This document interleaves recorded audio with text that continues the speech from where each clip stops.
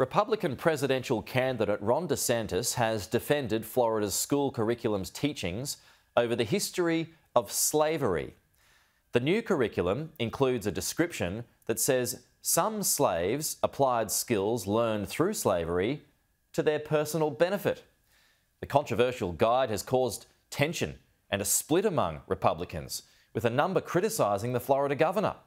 Our Washington correspondent Annalise Nielsen is here to explain what's going on here. Annalise, so explain how this all started. Well, look, this has been a long-running issue within Florida that they've had a contentious school curriculum, but this one has really divided Republicans in particular. So if we go back to the beginning, this is a new document put out by the Florida Education Department, 200 pages, and in it, one change, and that change reads, instruction includes how slaves developed skills which in some instances could be applied for their personal benefit. It's probably not surprising that that's caused a fair bit of outrage considering the US history of slavery.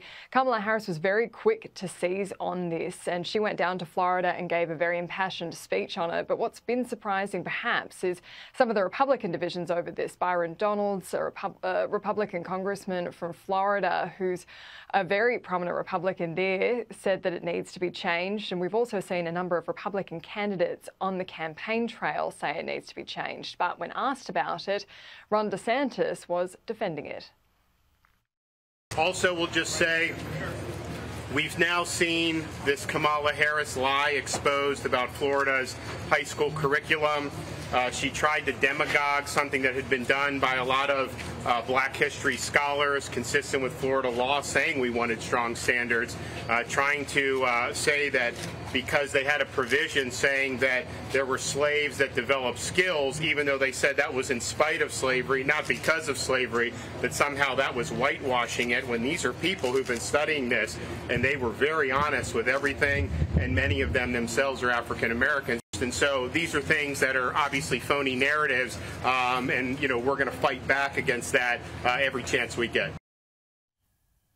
Republican candidate Will Hurd said slavery wasn't a jobs program, and Republican Senator and also presidential candidate Tim Scott had this to say.